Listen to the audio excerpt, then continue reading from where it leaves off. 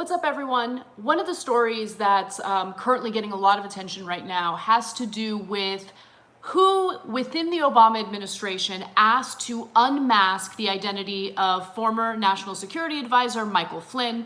This is the former National Security Advisor who was fired by Donald Trump because, as Trump said at the time, he had lied to Vice President Mike Pence about his communications with the Russian ambassador to the United States, Sergei Kislyak. And not only did Trump make that statement, I think it's also important to note that Michael Flynn, on two different occasions in open court, confessed and pleaded guilty to lying to the FBI in their pursuit of this Russia investigation, So he was convicted, and as we all know, William Barr and the DOJ has attempted to drop the case. Now, there's an important update on that involving a federal judge who is basically putting a halt, a stop to the DOJ's efforts to drop the case. And we'll talk about that in greater detail during the live show today. But I also want to talk about this angle of the story, which conservatives have been really focusing in on in an effort to delegitimize the entire Russia investigation overall. Let me be clear about something before we go on with the details of this unmasking story. Donald Trump is a failure.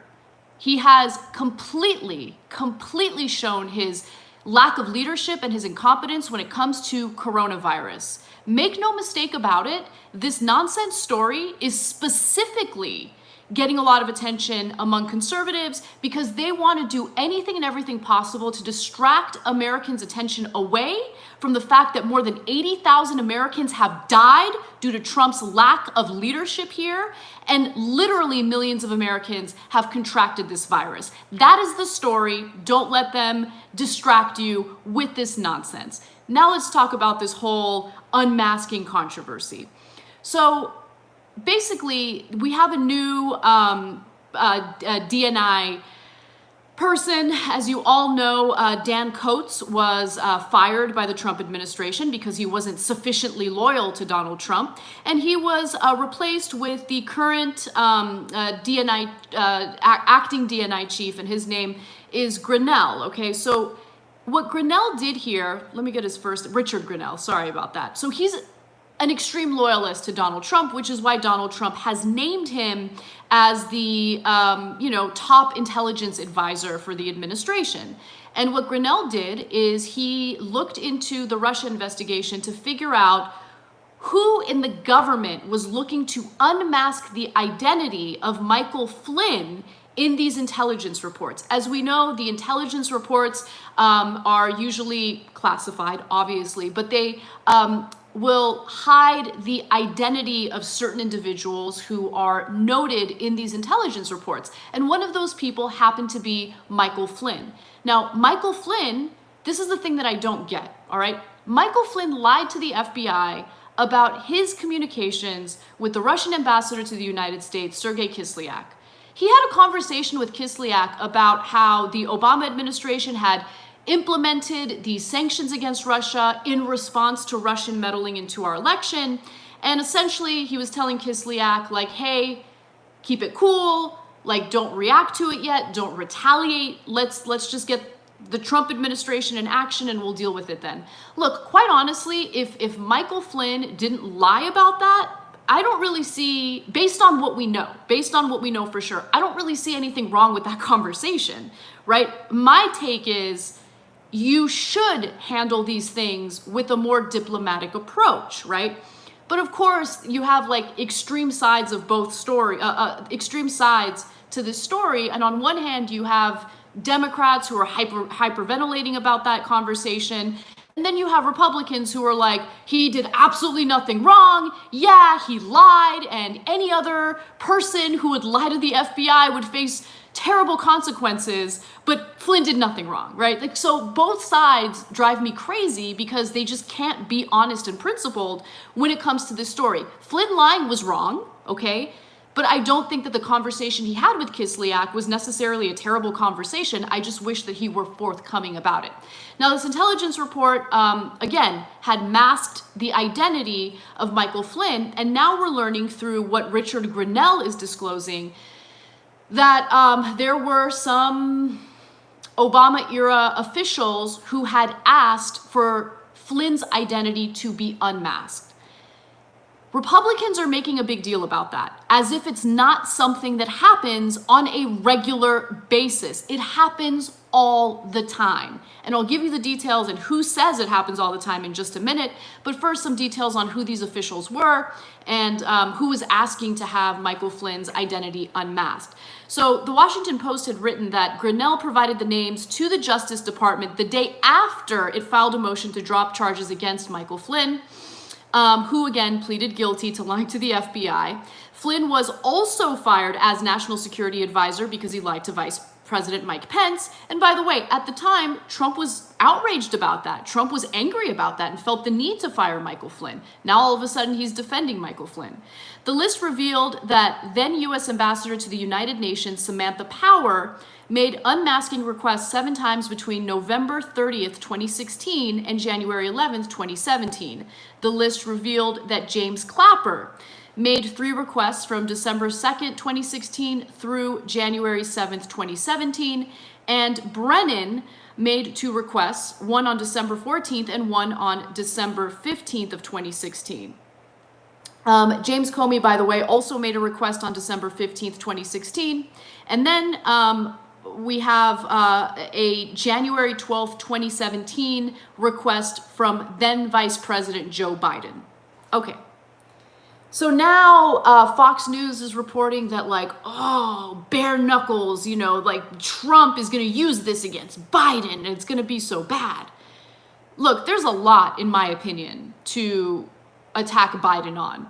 This ain't one of them, okay? Because this is something that happens, again, all the time. In fact, Devin Nunes, who's a Republican lawmaker, is guilty of doing the same thing, and I'll tell you how in just a second. But first, let's go into what that practice of unmasking is and whether this is crazy or unusual. Is this some sort of abuse of power?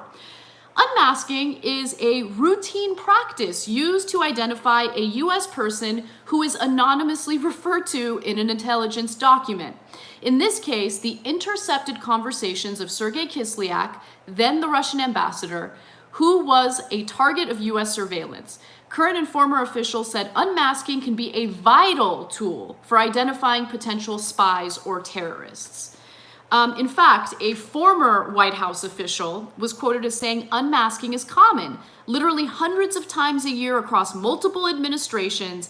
In general, senior officials make the request when necessary to understand the underlying intelligence. I myself did it several times a month. You can't do your job without it. By the way, that official is the former deputy director of the CIA, Michael Morell, and he is arguing again that unmasking is extremely common. One former White House official also defended the unmasking, saying, quote, "This is politics corrupting intelligence," said the former senior official, who, like others, spoke on condition of anonymity because of fears of retaliation by the Trump administration. So now let's get to Devin Nunes, okay? Homeboy's making a big deal about this, as we all know, right? Acting as if this is unusual behavior and that, the Obama administration is guilty of criminality because Biden attempted to unmask the identity of Michael Flynn. But here's the truth. Nunes, the ranking Republican on the House Intelligence Committee, has long described the use of the authority as abusive, but in late 2016, when Nunes served as chairman, the committee engaged in the same practice. Oh, would you look at that? Asking U.S. intelligence agencies to reveal the names of U.S. individuals or organizations contained in classified intelligence on Russia's election interference. Here's what my problem is, guys.